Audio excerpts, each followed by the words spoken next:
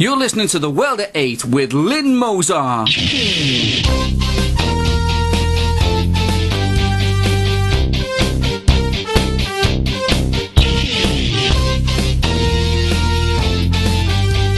World at 8, the number one in nationalist news.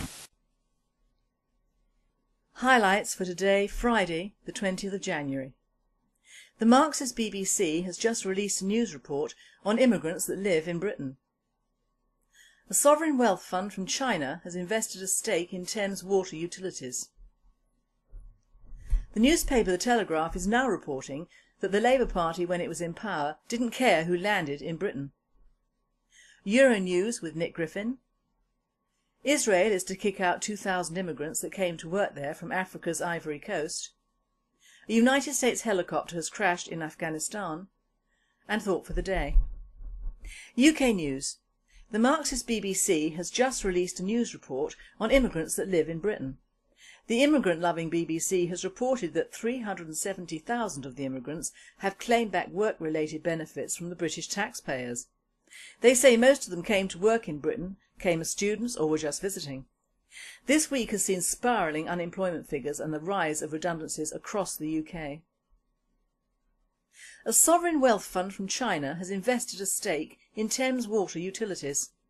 The company, called CIC, has bought an 8.68% share of our capital's water system. The Telegraph is now reporting that the Labour Party, when it was in power, didn't care who landed in Britain. The anti-British Telegraph newspaper is far too late in helping to stop the ethnic genocide in this country. One source has commented about the Telegraph. They are backstabbers, traitors and turncoats. Even one High Court judge has condemned the ridiculous system of loopholes and calling it an immigration merry-go-round.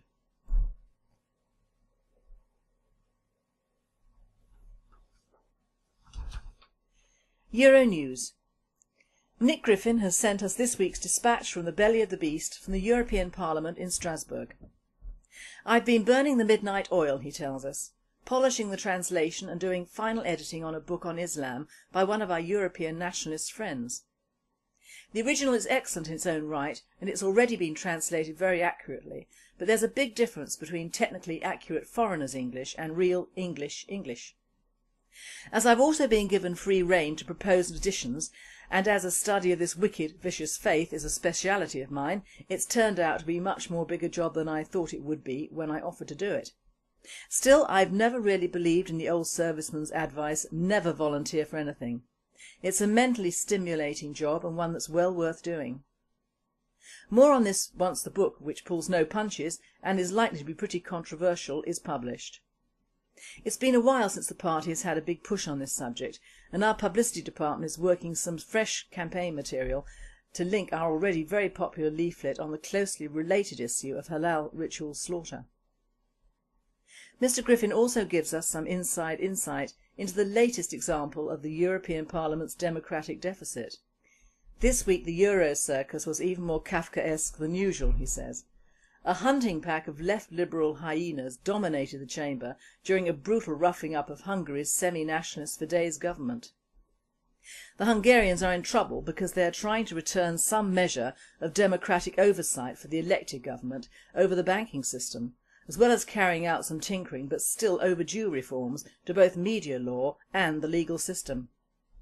The sight of a democratically elected government taking steps to restore a measure of national sovereignty and to curb, even in a small way, the irresponsible power of the liberal media and the left-wing judges appointed by the discredited previous socialist administration is driving the left and their international capitalist friends frantic.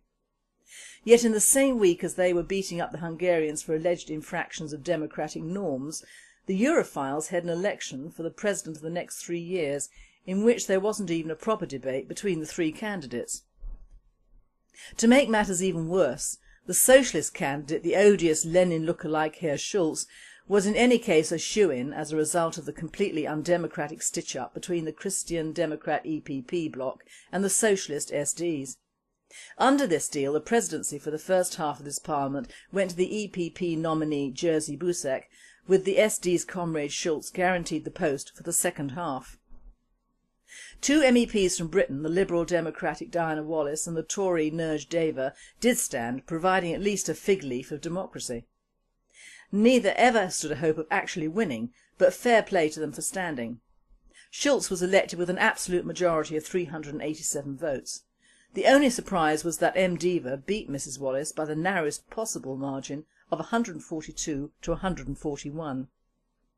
It was of course a secret ballot, concludes Nick, but I'm perfectly happy to tell you that my vote made all the difference. Yes, that's right, I voted for Nurj Deva because I believe he would have made a better president than the other two.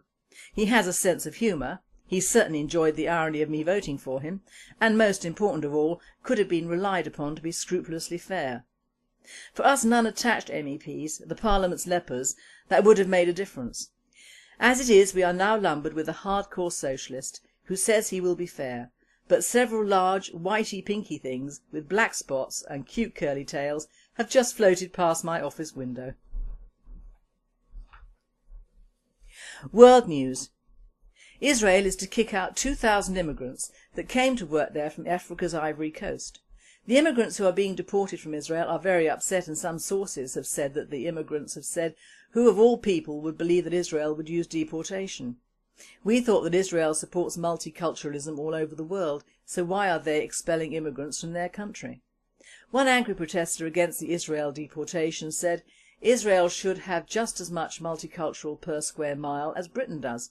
After all, it is the Zionist and Marxist politicians in Britain who planned the great multicultural disaster and ethnic genocide on the British people.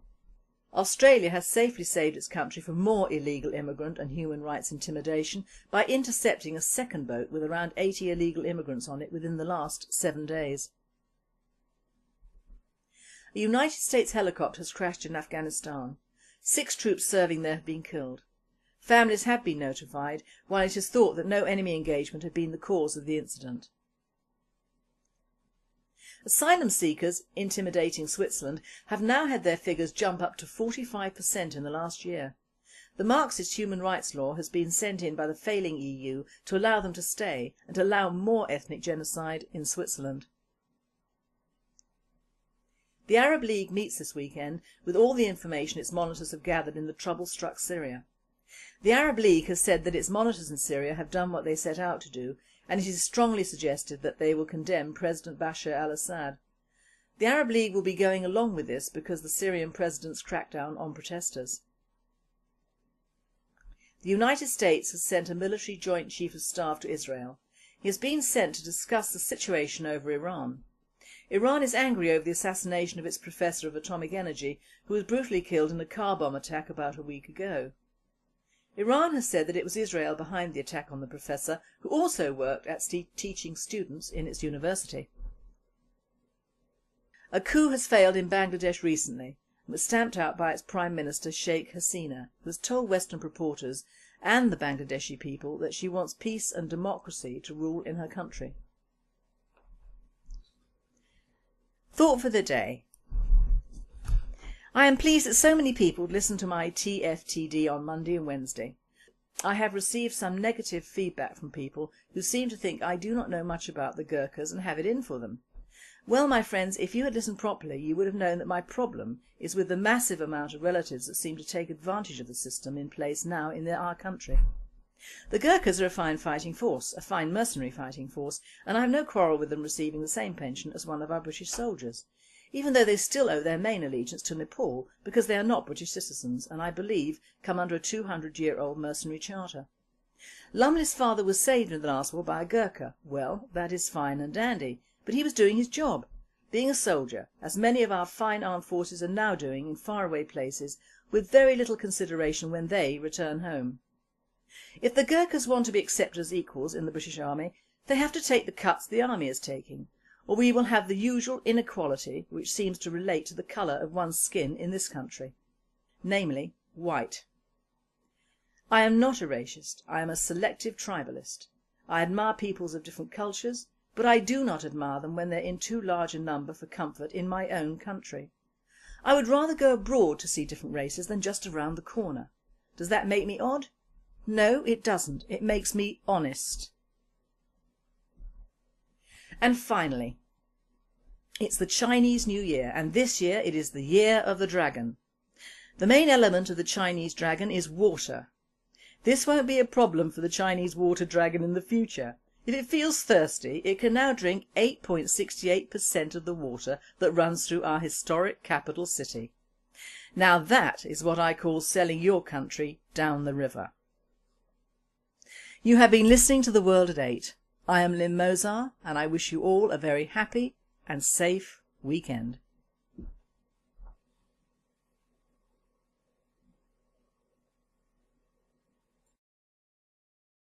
News. The Marxist BBC has just released a news report on immigrants that live in Britain. The immigrant-loving BBC has reported that 370,000 of the immigrants have claimed back work-related benefits from the British taxpayers. Euronews with Nick Griffin. Israel is to kick out 2,000 immigrants that came to work there from Africa's Ivory Coast. A United States helicopter has crashed in Afghanistan. And thought for the day. UK. You're listening to The World at 8 with Lynn Mozar.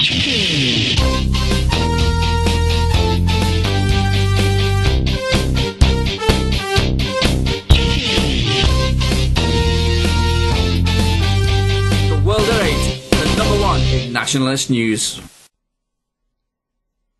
Highlights for today, Friday, the 20th of January. The Marxist BBC has just released a news report on immigrants that live in Britain. A sovereign wealth fund from China has invested a stake in Thames Water Utilities. The newspaper The Telegraph is now reporting that the Labour Party, when it was in power, didn't care who landed in Britain.